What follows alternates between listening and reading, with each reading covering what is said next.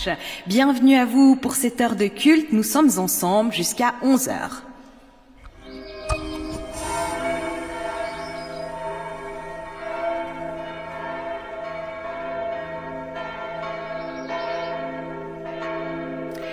Bonjour à vous qui nous rejoignez.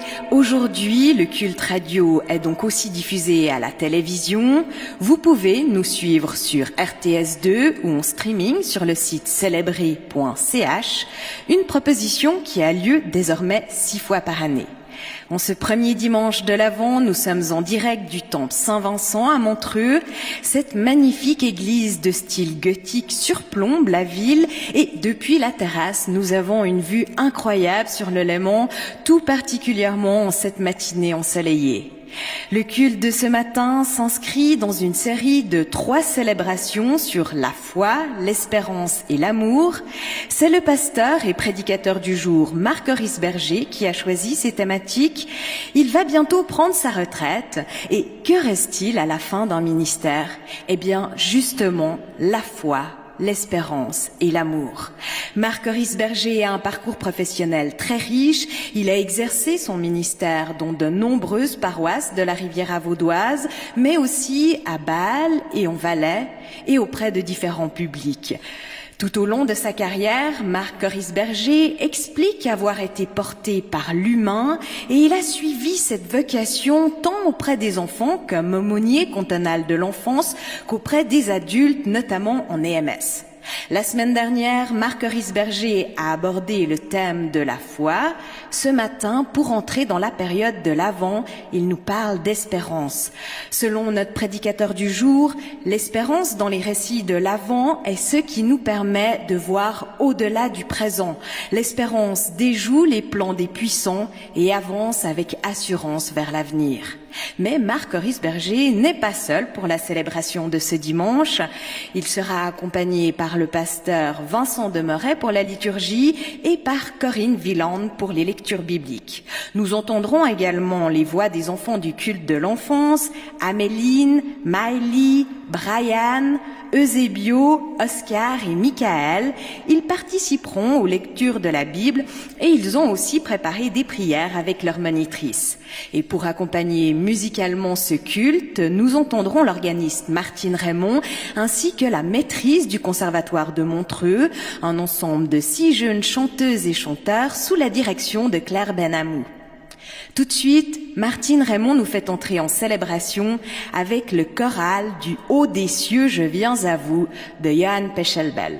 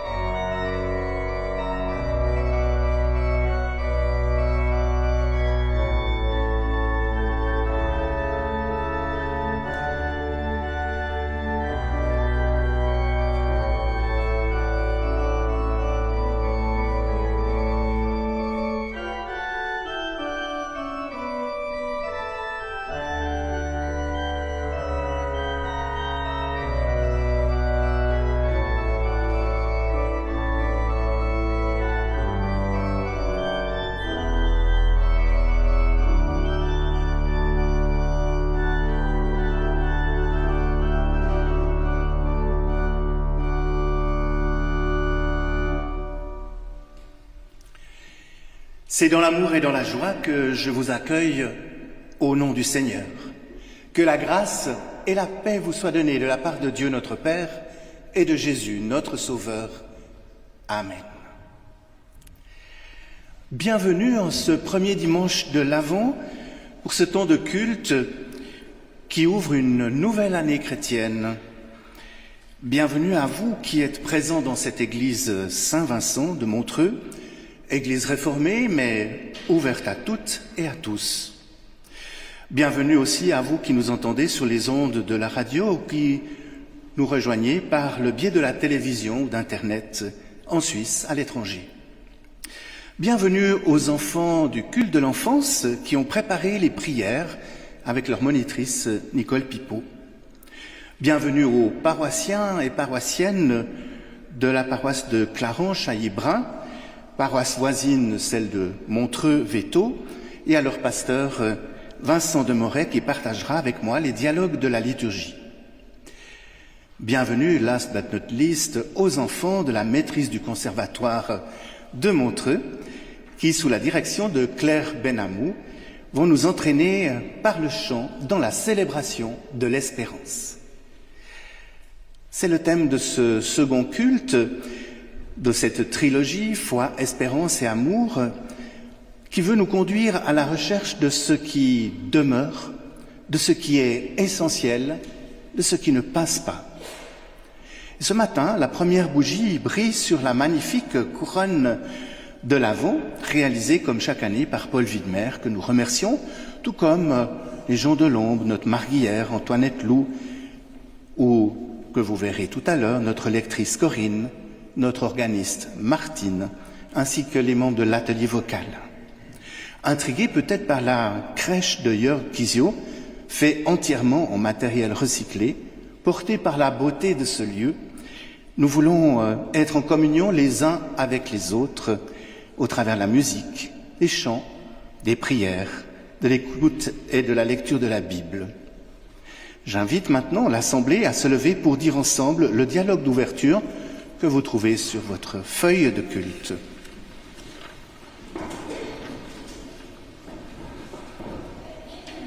Ô Dieu de vie, nous voici devant toi. En toi, nous mettons notre confiance. Jésus-Christ, lumière du monde. Dans nos obscurités, fais naître l'espérance. Esprit de force, de sagesse et de consolation. Allume en nous le feu de ton amour. Amen. Amen.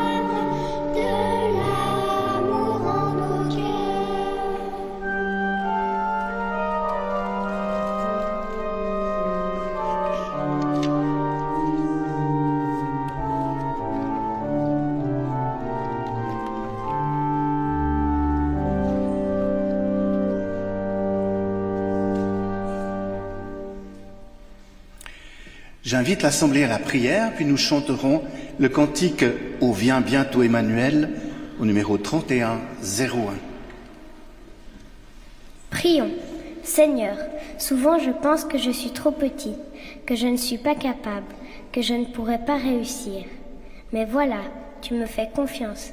Et tout à coup, je sais que je peux le faire. Je me sens importante à tes yeux. C'est comme si une lumière chaleureuse venait me caresser et me donner de l'énergie pour marcher sur le chemin de la vie. Merci Seigneur Jésus. Amen.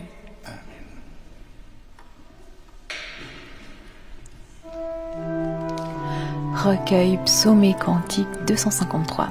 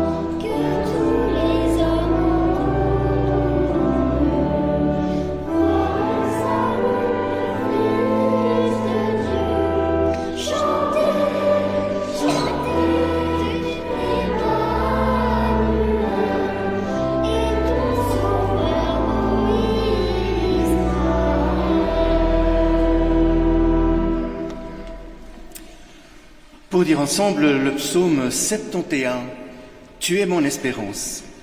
Et pour chanter le cantique Ainsi le ciel se déchirait, au numéro 31-12, je vous invite à vous lever.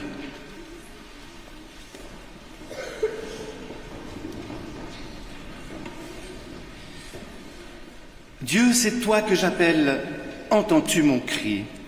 Seigneur, délivre-moi et mets-moi à l'abri.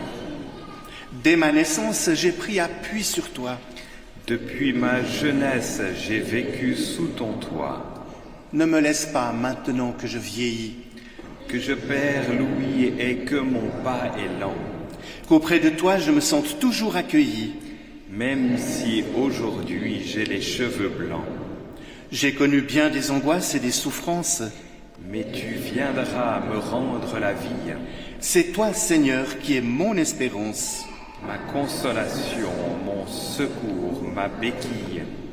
Seigneur, toi qui es fidèle à tes promesses, Sois pour moi une citadelle, une forteresse. Sauve-moi, Seigneur Dieu, rends-moi ma dignité. Que je ne sois pas déçu d'avoir cru avec sincérité. Gloire au Père, au Fils, au Saint-Esprit, comme il était au commencement, maintenant et toujours, pour les siècles des siècles. Amen.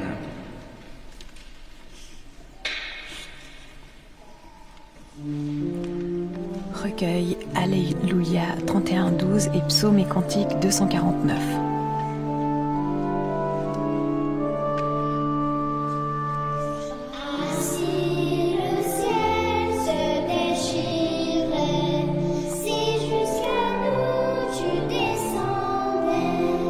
Dieu de justice et de bonté.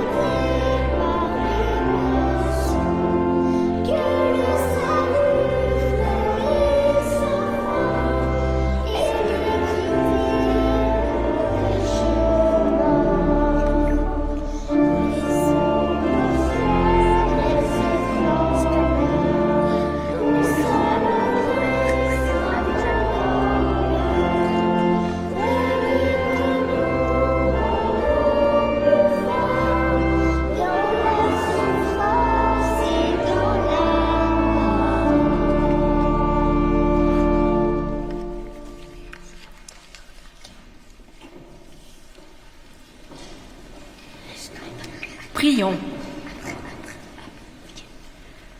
Au moment d'ouvrir la Bible, Seigneur, fais que notre esprit soit en éveil pour qu'au-delà de l'Écriture, nous entendions ta parole. Et dans le temps présent où les voix du monde se font vacarme et fake news, que ta parole devienne une lumière sur notre chemin, vérité et bonne nouvelle pour le monde. Amen. Le loup habitera. Je vous invite à préparer dans les psautiers le 61-63 que nous chanterons en réponse après chaque lecture. Première lecture nous emmène dans le livre du prophète Ésaïe, chapitre 11, les versets 1 à 9. Un petit enfant les conduira. Un fils va naître dans la famille de Jessé, comme un rameau qui sort de la bouche d'un arbre, comme le rejeton qui jaillit de ses racines.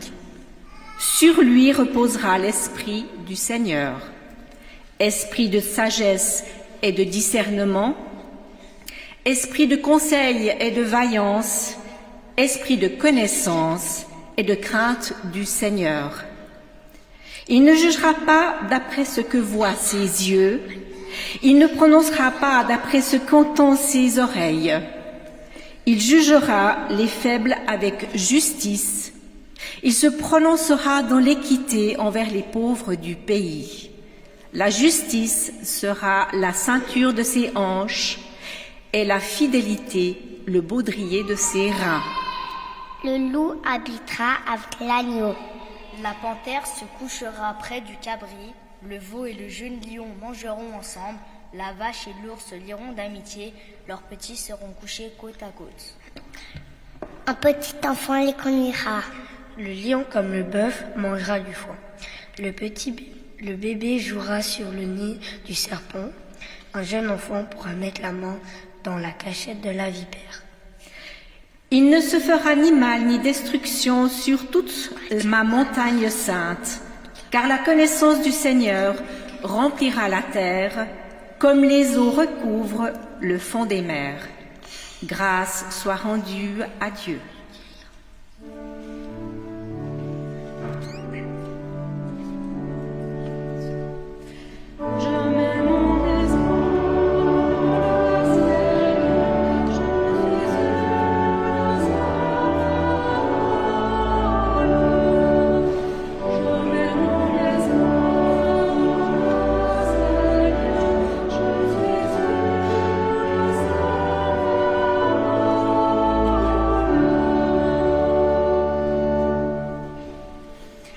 Dans l'Évangile selon Luc, chapitre 1, versets 5 à 23.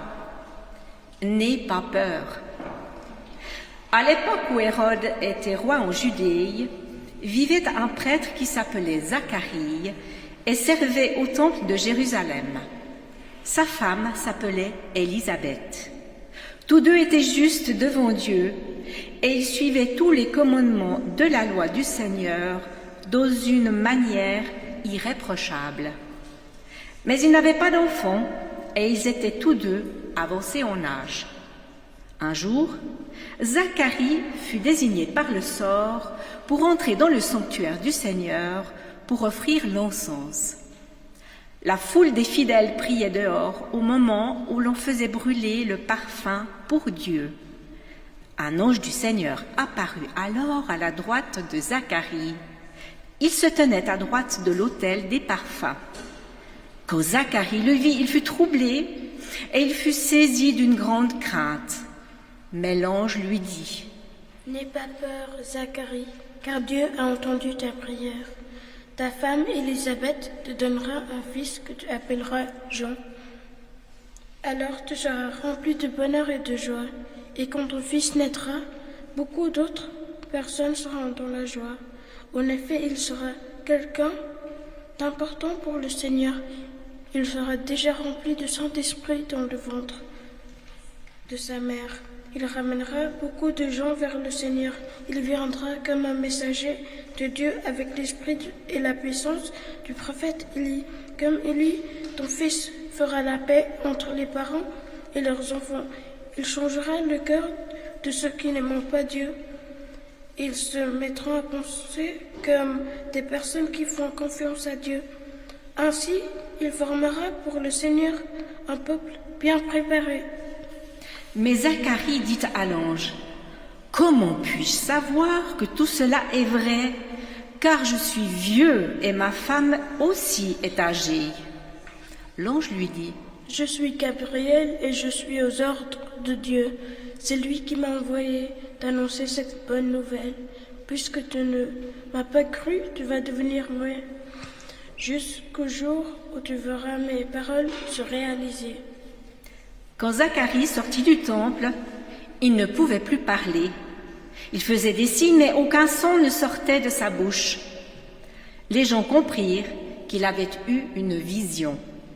Après cela, sa femme Élisabeth devint enceinte et pendant 5 mois, elle se cacha dans sa maison.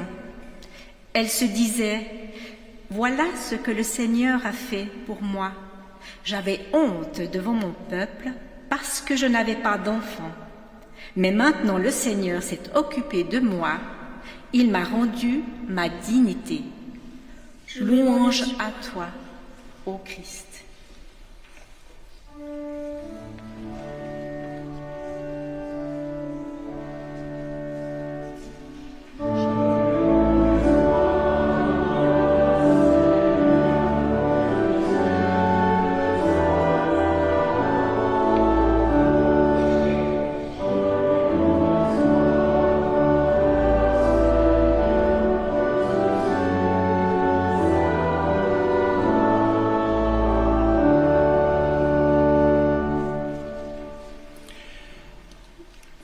Chers amis,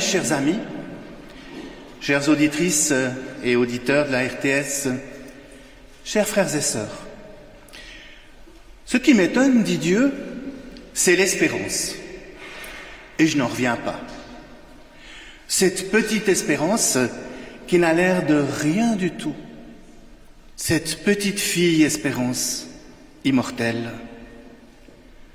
Dans son poème écrit en vers, libre, Le porche du mystère de la deuxième vertu, l'écrivain Charles Péguy, mort sur le front en 1914, le premier jour de la bataille de la Marne, nous parle de l'espérance comme d'une petite fille. La petite espérance s'avance entre ses deux grandes sœurs, la foi, dont nous avons parlé dimanche passé, et l'amour, que Péguy appelle la charité, et dont nous parlerons dimanche prochain. Et, dit-il, on ne prend pas seulement garde à elle. Et au milieu entre ces deux grandes sœurs, elle a l'air de se laisser traîner.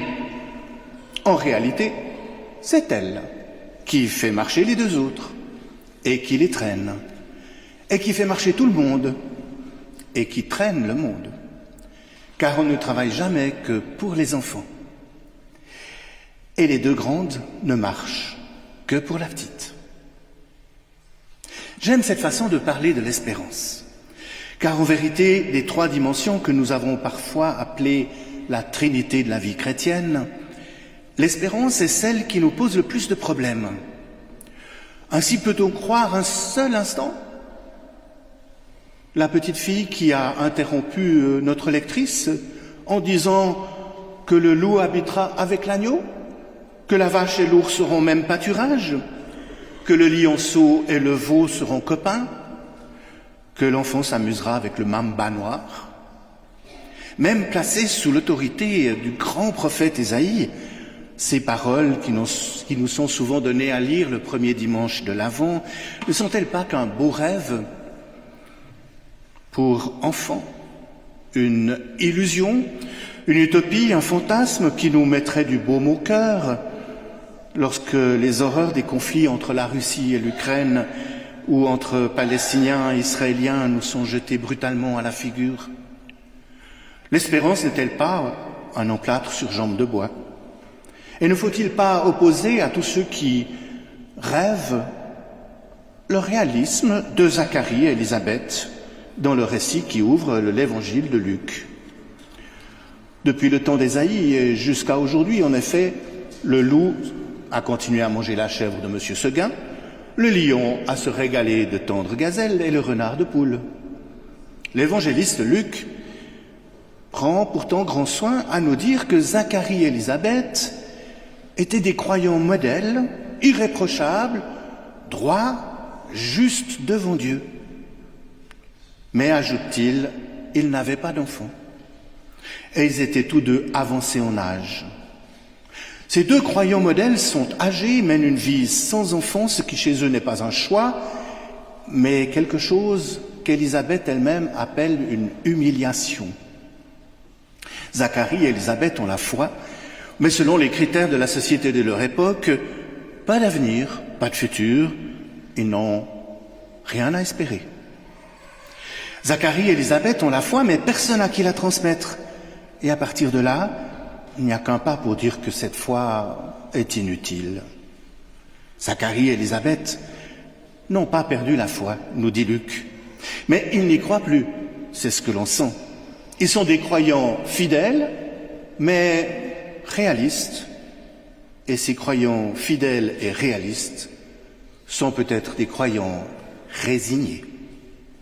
À tel point résignés que lorsque Zacharie ne comprend pas quand Dieu lui parle, pourtant il est prêtre, il entre dans le temple, il sait que Dieu y habite, mais c'est comme s'il avait suivi un catéchisme toute sa vie sans se demander, au fond, est-ce que Dieu est vraiment là, au cœur de ma vie? En matière d'espérance, il nous faudrait donc choisir entre le rêve, la petite fille qui nous dit que le loup habitera avec l'agneau, ou la résignation, être comme Zacharie, qui a quand même droit à quelques interrogations. Je trouve que le texte est un peu sévère avec Zacharie. On comprend mieux pourquoi le poète Péguy fait dire à Dieu « Ce qui m'étonne, c'est l'espérance ». Et on comprend là quelque chose d'essentiel concernant l'espérance.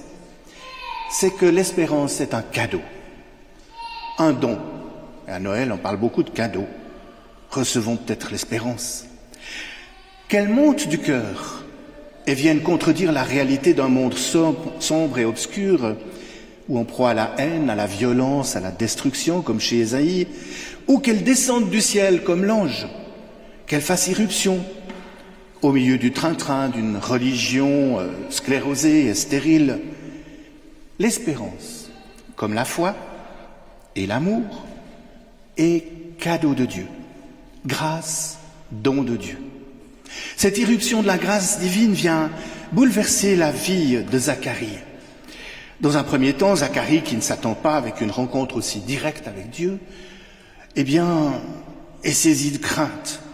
Et ce mot crainte, c'est souvent là pour dire qu'on est en face de Dieu, qu'on est saisi par Dieu lui-même.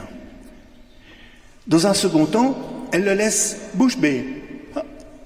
Plus un son ne sort de sa bouche.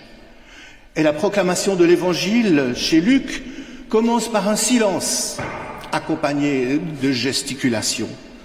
C'en est presque ridicule quand on y pense. Et cela fait aussi penser à la parole de Jésus qui dit « S'ils se taisent, les pierres crieront ». Dieu n'a que très modérément besoin de ses prêtres et de ses pasteurs, et même, mais revenez quand même dimanche prochain, de ses fidèles. À en croire une autre parole choc du même Jésus, « Et vous, ne voulez-vous pas aussi vous en aller ?» L'espérance n'est pas à confondre avec l'espoir qui reste enfermé dans sa boîte de Pandore, ni avec une nuit de rêve sans lendemain. Elle est cadeau inattendu de Dieu. Elle est surprise qui transforme la vie. Et c'est pourquoi l'espérance étonne. Parce qu'au fond, dans la pure logique humaine, on ne devrait ni croire ni espérer, et semble bien que notre monde veuille bien prendre ce chemin, laissant alors place au désespoir, à l'égoïsme, au cynisme, à l'autoritarisme. Dans une pure logique humaine, on devrait se résoudre au réalisme et donc à la résignation. Et pourtant, je cite Peggy, cette petite espérance qui n'a l'air de rien du tout fait marcher le monde et le traîne. Les deux textes bibliques qui nous conduisent ce matin dans notre réflexion en témoignent. Ils apparaissent tous deux dans un contexte qui n'a rien à envier au nôtre. En effet, c'est sur fond de guerre que se développent les annonces messianiques chez Ésaïe. Jérusalem est aux prises avec les Assyriens, peuple barbare, cruel, qui dévaste l'Ancien Orient avant de trouver plus fort que lui et de se faire dévaster à son tour. Sic transit gloria mundi. C'est sur ce champ de bataille dévasté, nous dit Ésaïe, qu'une jeune fille mettra au monde un enfant, qui de la vieille souche laissée pour morte sortira un rameau nouveau, que le loup se fera proche de l'agneau autrement qu'en l'avalant. C'est sur fond d'occupation de Jérusalem par les légions romaines qu'un couple âgé et stérile va avoir un fils, Jean, que l'on appellera le Baptiste, qui sera comme les premiers frémissements d'un monde nouveau, réconcilié avec Dieu, car Dieu fait grâce, c'est le nom de Jean. Dieu est grâce, il est amour, réconciliation, paix, avenir. Et on pourrait poursuivre ainsi avec une lignée ininterrompue de témoins. Comme au Moyen-Âge, François d'Assise rêve en pleine croisade d'un Orient musulman réconcilié avec l'Occident chrétien. Il traverse le champ de bataille pour aller parler avec le sultan. Plus près de nous, Martin Luther King, porté par l'espérance chrétienne, fait le rêve qu'un jour, ce sera une évidence pour chacun que les hommes naissent égaux et que le pire désert étouffant d'injustice et d'oppression devienne un oasis de liberté et de justice. Dans son discours « I have a dream » du 28 août 1963. La petite fille Espérance, pour reprendre l'expression de Charles Péguy, illustrée par le tableau de Picasso, l'enfant à la colombe, que vous avez sur votre feuille de culte, nous dit que le monde actuel n'est pas la réalité ultime. L'espérance nous invite à ne pas nous résigner, à ne jamais abandonner, à ne jamais laisser tomber les bras. C'est ce que signifie sans doute l'expression de l'apôtre Paul quand il nous exhorte à espérer contre toute espérance. La petite fille Espérance nous invite à la confiance, à la persévérance, à la joie, au courage, à l'action. L'espérance étonne, car d'un côté, elle nous invite aussi à l'abandon complet dans l'amour de Dieu, à l'image de Jésus dans la barque, ballottée par le vent de la tempête. Et de l'autre côté, elle nous pousse à agir, à mettre en œuvre nos rêves, à traverser les champs de bataille pour trouver le sultan et le chemin d'un dialogue pacifique. L'espérance nous délivre ainsi le permis de rêver, mais ce rêve n'est ni une fiction, ni une illusion. Ce rêve est une prière, une intercession. Ce rêve est une vision puissante, celle de la victoire de l'amour, de la tendresse, de l'enfance, de l'innocence, de la vie, sur toutes les puissances de destruction, de haine et de violence. Ce rêve est la vision d'un autre possible à mettre en œuvre dès à présent, avec la force que donne la foi et la plénitude de l'amour de Dieu dont nous parlerons dimanche. L'espérance nous délivre ainsi le permis de rêver, mais aussi de travailler à la réalisation de ces rêves. Ainsi nous dit la petite Espérance, et peut-être également Saint Vincent, dont le nom signifie victorieux, patron de notre église paroissiale et des vignerons, dont vous connaissez la devise, ora et labora. Prie comme si tout dépendait de Dieu et agis comme si tout dépendait de toi. C'est à ces conditions que nous sera délivré le permis d'espérer. Amen.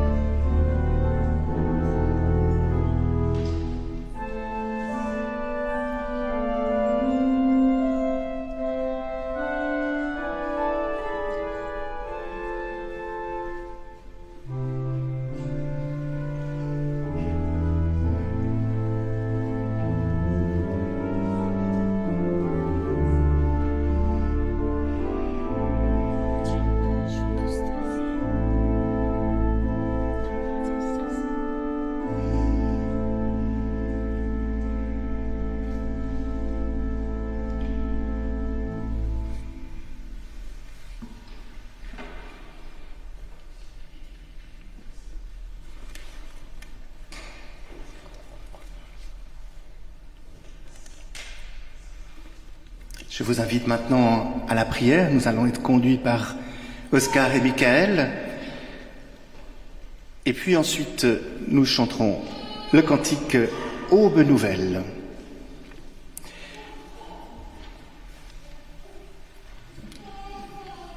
Prions. Je pense aux enfants de Gaza, d'Israël, d'Ukraine et des pays qui subissent la guerre. Aux médecins, aux infirmières de ces pays, qu'ils puissent obtenir de l'aide pour les soigner.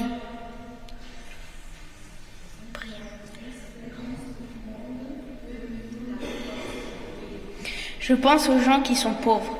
Ils n'ont pas de famille, pas de soutien, pas d'aide. Ils n'ont rien comparé à moi. Moi, j'ai une maison, une famille, ma tribu. On m'offre la santé, la nourriture, la richesse d'être aimé, l'éducation. Seigneur, espérance du monde, donne-nous ta force d'aimer. Je pense à ceux qui ont des problèmes de santé, de famille, des problèmes dans la vie de tous les jours. Seigneur, espérance du monde, donne-nous la force de consoler. Je pense aux responsables des gens, des pays de notre terre. Pousse-les à prendre soin de l'environnement. Et nous aussi, car nous aimons ta création. Je pense à ceux qui croient en toi. Fais grandir leur foi, leur espérance et leur engagement au service de tous les humains. Seigneur, espérance du monde, donne-nous ta force pour nous engager. Amen. Amen.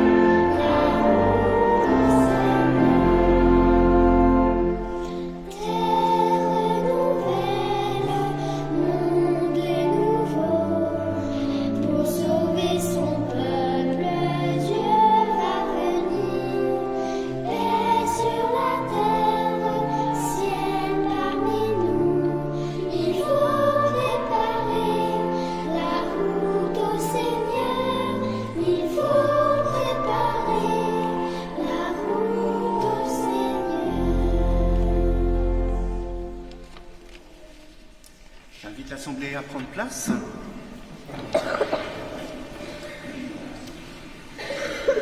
J'aimerais dans ce petit moment vous parler d'un grand artiste qui est parmi nous, qui avec une grande fidélité, année après année, prépare une crèche pour tout le temps de l'Avent. Il s'agit de Jörg Kisio, qui est là, parmi nous, avec nous, âgé. Ah, peut-être que Jörg, vous voulez venir devant. Voilà, tout le monde vous voit bien. C'est lui qui a préparé cette crèche, dont un certain nombre de dessins datent de 50 ans, et peut-être que parmi vous, il y a des gens qui ont fait ces dessins, qui ont longtemps été à Cherney. Jörg Kisio, c'est un peu comme Zacharie. Pardonnez-moi, Jörg. Il est un peu comme Zacharie, mais il a une grande espérance. Et il est aussi à l'écoute du temps, parce que quand il fait une crèche, quand il fait une œuvre d'art, il utilise du carton et puis des choses pour les recycler. Cette crèche, il y a tout dedans. Il y a Marie qui a le cœur joyeux. Elle pressent la fin tragique de son fils quand même.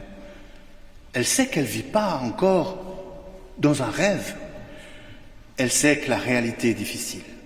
Il y a l'enfant, présent à ses pieds, un dessin qu'il a fait lui-même. Alors peut-être que vous ferez des cadeaux, les enfants, pour Noël, pour vos parents. Un dessin que l'enfant Jésus a fait pour sa maman. Et puis il y a Joseph qui est un petit peu en retrait. Il est celui qui travaille. Il est fier de son métier. On ne connaît pas très bien Joseph quand même. Et puis il y a un berger. Il est là, le berger. Et il dit, est-ce que vraiment le ciel nous parle? J'aime bien ce regard, comme celui de l'espérance, tourné vers le ciel. Et puis il y a le roi qui a l'air fier de son pouvoir, et que Jörg Kisio n'a pas voulu décrire comme un roi méchant, mais peut-être comme un roi qui a de lourdes responsabilités. Sa façon de régner, dit l'artiste, est-elle durable?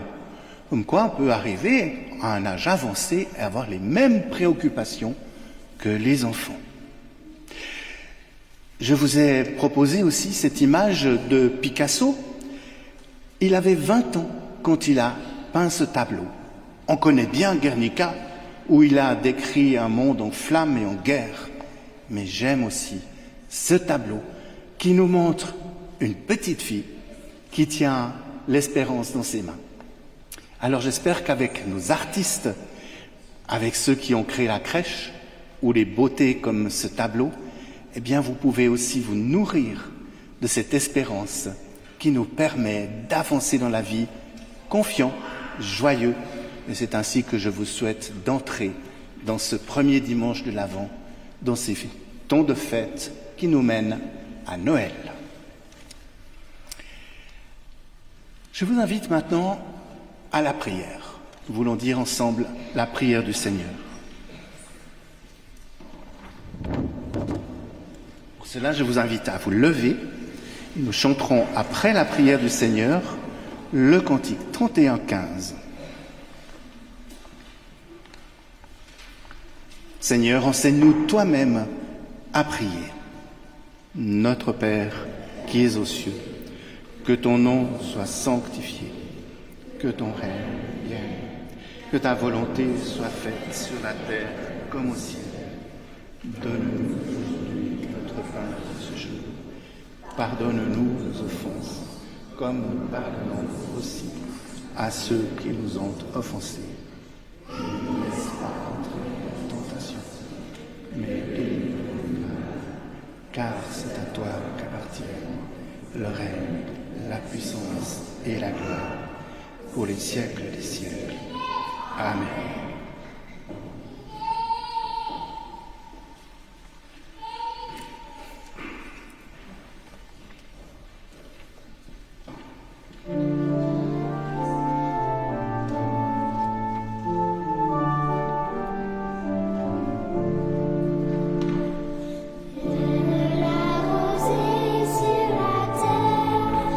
Laisse l'espérance en nos cœurs, brille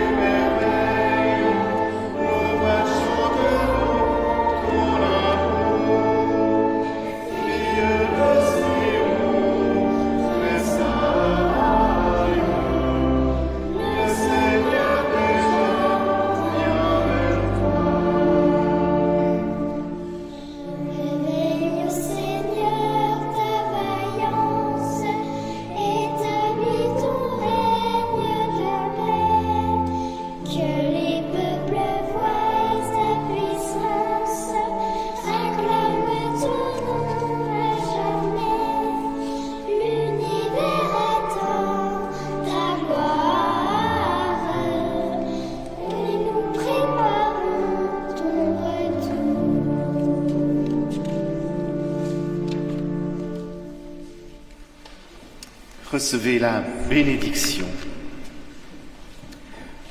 Dieu de la vie et de tous les commencements, que l'audace de ton esprit nous transforme. Dieu du pardon et de la réconciliation, que la puissance de ta douceur nous donne la force de résister à la haine, à l'injustice et au désespoir. Dieu de tous ceux qui te cherchent avec ardeur, conduis-nous de l'ignorance à la vie en abondance, de la peur à la confiance, de la résignation à l'espérance. Que la bénédiction de Dieu soit sur vous, que sa paix remplisse votre cœur et notre monde, comme les eaux recouvrent le fond des mers. Amen. Amen. Je vous invite à prendre place.